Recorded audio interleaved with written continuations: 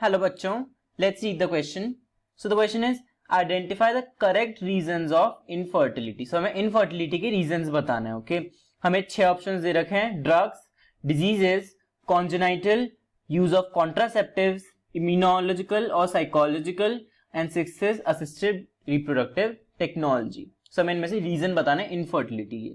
So the key concept that we should know is about infertility. We should know about infertility. Infertility. What do you mean by infertility?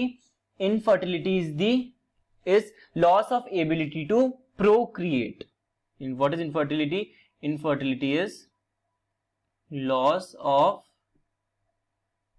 ability to procreate. मतलब to create children करने की ability को जब loss हो जाती है, that is known as infertility. Okay and infertility can be either in males और in females. दोनों में हो सकती है, या तो मेल्स में भी हो सकती है या फीमेल्स में भी हो सकती है. ओके सब एक एक ऑप्शन उठाते हैं और देखते हैं वो सही है या गलत है. First is drugs. So is drugs a cause of infertility? Yes, drugs से इनफर्टिलिटी होती है. कौन कौन से ड्रग्स से? जैसे अगर हम बात करें, so illegal drugs, some illegal drugs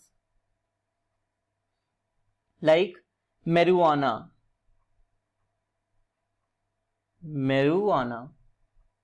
and cocaine. Marijuana and cocaine causes infertility. और जो थेरापेटिक ड्रग्स होते हैं, therapeutic drugs like long term usage of NSAIDs, non steroidal anti inflammatory drugs जो होते हैं NSAIDs. Okay non steroidal anti inflammatory drugs जैसे ibuprofen हो गया, एस्पिरिन हो गया. Okay so these non steroidal anti inflammatory drugs, इनका अगर हम लॉन्ग टर्म यूजेज करते हैं तो इससे ओव्यूलेशन में प्रॉब्लम होती है. सो इनका लॉन्ग टर्म यूजेज, NSAIDs का long term use, okay it causes difficulty in ovulation. और ड्रग्स हम देखें तो कौन कौन सी? So the drugs like chemotherapy drugs, chemotherapy जो कैंसर के लिए हम कीमोथेरेपी की ड्रग्स यूज करते हैं, उनसे भी क्या हो सकती है? इनफर्टिलिटी हो सकती है. ओके अगर हम और ड्रग्स मेल्स में बात करें, मेल्स में, सो मेल्स में कुछ ड्रग्स होती है लाइक सल्फासैलाजीन, वो भी एक एंटी इंफ्लेमेटरी मेडिसिन है क्रोन्स डिजीज और रूमेटॉइड आर्थराइटिस के लिए. इससे स्पर्म काउंट कम हो सकता है. सो drugs like सल्फासैलाजीन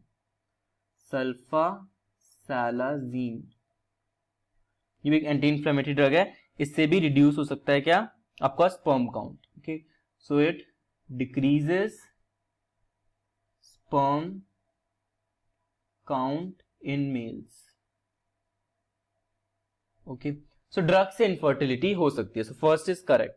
First is the correct reason कि drug से infertility हो सकती है. Let's see next diseases. कुछ diseases होती हैं जो infertility कर सकती हैं. So कौन सी diseases? अगर हम बात करें फीमेल्स में, तो अगर हम फीमेल्स में बात करें तो फीमेल्स में कुछ डिजीज हो सकती हैं जैसे PCOS, polycystic ovary syndrome. Ovary में स्मॉल स्मॉल सिस्ट बन जाती हैं, पॉलीसिस्टिक ओवरी सिंड्रोम. ओके इससे भी इनफर्टिलिटी हो सकती है. और फीमेल्स में यूट्राइन फाइब्रॉइड्स हो जाएं, फाइब्रॉइड्स इन द यूट्रस, उससे भी इनफर्टिलिटी हो सकती है. और अगर हम मेल्स में बात करें तो मेल्स में भी कुछ कुछ ऐसी डिजीजेस होती हैं जिससे इनफर्टिलिटी हो सकती है. Like if you talk in males, तो मेल्स में diseases can be like varicocele. Okay जो वैरिकोसील होता है, it is Venus distension of testis में वीनस डिस्टेंशन हो जाता है. ओके तो वीनस डिस्टेंशन होने से जो टेस्टिकुलर एबिलिटी है स्पर्म्स बनाने की, स्पर्मेटोजेनेसिस की, वो कम हो जाती है. Okay so varicocele can cause infertility. और भी मेल्स में बहुत सारी डिसीजेस होती हैं like testicular cancer. It can also result in infertility. Females में ovarian cancer, uterine cancer, it can also result in infertility. So diseases is also a reason of infertility. Next अगर हम बात करें third, so third is what? Third is congenital. Third is congenital. क्या infertility congenital हो सकती है? Yes. Like if we talk in males, और हम मेल्स में बात करें तो मेल्स में एक कंडीशन होती है विच इज नोन एज क्रिप्टॉर्किडिज्म. क्रिप्टॉर्किडिज्म, इस डिजीज में क्या होता है क्रिप्टॉर्किडिज्म में कि जो टेस्टिस होते हैं वो एब्डोमेन में ही होते हैं. इनिशियली जब टेस्टिस बनते हैं इन फीटस तो एब्डोमेन में होते हैं और एट ड्यूरिंग बर्थ या बर्थ टाइम पे वो टेस्टिस जो है स्क्रोटम में डिसेंड कर जाते हैं. लेकिन क्रिप्टॉर्किडिज्म डिजीज में टेस्टिस डिसेंड नहीं करते, एब्डोमेन में ही रहते हैं. तो और एब्डोमेन में टेम्परेचर डिफरेंस होने से स्पर्मेटोजेनेसिस नहीं हो पाता. So cryptorchidism can result in what? It can result in infertility. और अगर हम बात करें तो कॉन्जेनाइटल डिजीज हो सकते हैं like chromosomal aberrations, like Klinefelter syndrome. Klinefelter syndrome, Klinefelter syndrome होता है क्रोमोसोमल एबरेशन होती है एक, जिसमें जो क्रोमोसोम्स होते हैं वो कैसे प्रेजेंट होते हैं क्रोमोसोमल. अगर हम नोटेशन लिखें तो ये क्लाइनफेल्टर सिंड्रोम में क्रोमोसोम होता है 44 ऑटोसोम्स प्लस XXY.